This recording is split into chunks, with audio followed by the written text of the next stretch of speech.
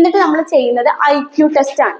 അതായത് ഈ കുട്ടിയുടെ IQ എങ്ങനെ ഉണ്ടെങ്കിൽ ഇപ്പോൾ ഇന്റലക്ച്വലി വല്ല പ്രോബ്ലം ഉണ്ടോ അങ്ങനെയുള്ള കുട്ടികൾ നമുക്ക് അറിയില്ല. അപ്പൊ നമ്മൾ ആദ്യം ചെയ്യുന്നത് എന്താണ്? IQ ടെസ്റ്റ് ചെയ്യും. IQ ടെസ്റ്റ് ചെയ്തിട്ട് IQ നോർമൽ ആയി കഴിഞ്ഞാൽ പിന്നെ നമ്മൾ ചെയ്യുന്നത് ലേണിംഗ് ഡിസബിലിറ്റി ടെസ്റ്റ് ആണ്. അപ്പൊ ലേണിംഗ് ഡിസബിലിറ്റി ടെസ്റ്റ് നടത്തുമ്പോൾ ഇപ്പൊ ഒരു കുട്ടി 6ാം ക്ലാസ്സിലാണ് പഠിക്കുന്നത് വിചാരിച്ചോ. ആ കുട്ടിയുടെ ടെസ്റ്റ് നടത്തുമ്പോൾ ആ കുട്ടിയുടെ ലെവല് ഒരു 4ാം ക്ലാസ് പഠിക്കുന്ന കുട്ടിയുടെ ലെവലാണ് വിചാരിച്ചോ. എപ്പോഴും പഠിക്കുന്ന ക്ലാസ്സിനേക്കാൾ താഴെ 2 ലെവലാണ് കുട്ടിക്ക് കിട്ടുന്ന സ്കോർ എങ്കിൽ ആ കുട്ടിക്ക് എന്തുണ്ട് നമുക്ക് ഉറപ്പിക്കാം? ലേണിംഗ് ഡിസബിലിറ്റി ഉണ്ടെന്ന് ഉറപ്പിക്കാം. അപ്പൊ നമ്മൾ ചെയ്യുന്നത് ആദ്യം IQ ടെസ്റ്റ് നടത്തും. അതിനുശേഷം നമ്മൾ എന്ത് ചെയ്യുന്നു? ലേണിംഗ് ഡിസബിലിറ്റി ടെസ്റ്റ് നടത്തും. പ്രത്യേകിച്ച് നമ്മൾ ചെയ്യേണ്ടത് കൗൺസിലിംഗ് ആണ്. ഇതിൽ ട്രെയിൻഡ് ആയിട്ടുള്ള ആൾക്കാരുണ്ട്.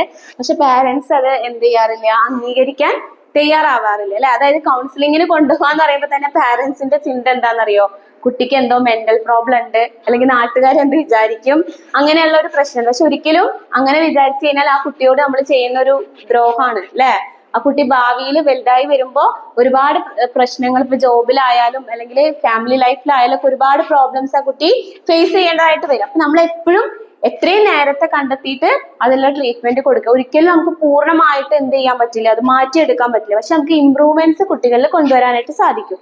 അപ്പൊ അതിന് വേണ്ടിയിട്ട് നമുക്ക് ടീച്ചേഴ്സ് എന്ന രീതിയിൽ നമുക്ക് ചെയ്യാൻ പറ്റുന്നത് ഒന്നെന്ന് പറയുന്നത് ഇൻഡിവിജ്വൽ അറ്റൻഷൻ ആണ്. ആ കുട്ടികൾക്ക് നമ്മൾ പ്രത്യേക സമയം കണ്ടെത്തിയിട്ട് നമ്മൾ എന്ത് കൊടുക്കണം?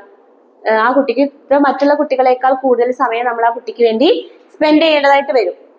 പിന്നെ നമ്മളിങ്ങനെ വെറുതെ ഇങ്ങനെ ക്ലാസ് എടുക്കുന്നതിനേക്കാൾ ഉപരി നമ്മൾ ചാർട്ടിൽ എഴുതിയിട്ടോ അല്ലെങ്കിൽ പിക്ചേഴ്സ് കാണിച്ചു കൊടുത്തിട്ടൊക്കെ ഇല്ലേ മൾട്ടി സെൻസറി ടീച്ചിങ് എന്ന് പറയും. അതായത് ഒന്നെങ്കിൽ ഓഡിയോ ഉപയോഗിക്കാം, അല്ലെങ്കിൽ വീഡിയോ ഉപയോഗിക്കാം, അല്ലെങ്കിൽ ചാർട്ട് ഉപയോഗിക്കാം. അപ്പൊ അങ്ങനെയൊക്കെയാണ് നമ്മൾ അവർക്ക് കൊടുക്കേണ്ടത്. പിന്നെ വെച്ചാൽ നമുക്ക് ഭയങ്കര വലിയ ടാസ്കുകളൊക്കെ വരില്ലേ, ഒരു വലിയ അസൈൻമെന്റ്. ഇപ്പൊ നമ്മൾ ബോർഡിൽ നോക്കിയിട്ട് എഴുതാനൊക്കെ കുട്ടികളോട് പറയില്ലേ. അപ്പൊ നമ്മൾ സ്റ്റെപ്പ് ആയിട്ട് ഇൻസ്ട്രക്ഷൻസ് കൊടുക്കാം. ആദ്യം നമ്മൾ അവരോട് പറയാ ഹെഡിങ് എഴുതിയെടുക്കാൻ പറയാ, എന്നിട്ട് 1ാമത്തെ ക്വസ്റ്റ്യൻ എഴുതുക. അങ്ങനെ നമ്മൾ സ്റ്റെപ്പ് ആയിട്ടുള്ള ഇൻസ്ട്രക്ഷൻസ് കൊടുക്കും. അല്ലാതെ ഒരുമിച്ച് നമ്മൾ കുട്ടികൾക്ക് കൊടുത്തു കഴിഞ്ഞു കഴിഞ്ഞാൽ അവർക്ക് ഒരിക്കലും എന്ത് ചെയ്യാൻ പറ്റില്ല, അത് ഫുള്ളായിട്ട് ചെയ്യാൻ പറ്റില്ല. പിന്നെ അവർക്ക് നമ്മൾ റിവാർഡ് കൊടുക്കാം. അതായത് ചെറിയ ചെറിയ കാര്യങ്ങൾ അവർ ശരിയാക്കിയാൽ പോലും നമ്മൾ അവരോട് പറയുക നന്നായിട്ടുണ്ട്, ഇനി നന്നായി ചെയ്യണം എന്നുള്ള രീതിയിൽ. അങ്ങനെ നമ്മൾ എന്ത് ചെയ്യുക? പോസിറ്റീവ് റീഇൻഫോഴ്സ്മെന്റ് എപ്പോഴും കൊടുക്കണം. അപ്പൊ അവർക്ക് ഒന്നും കൂടെ ചെയ്യാനുള്ള ഇൻട്രസ്റ്റ് വരും.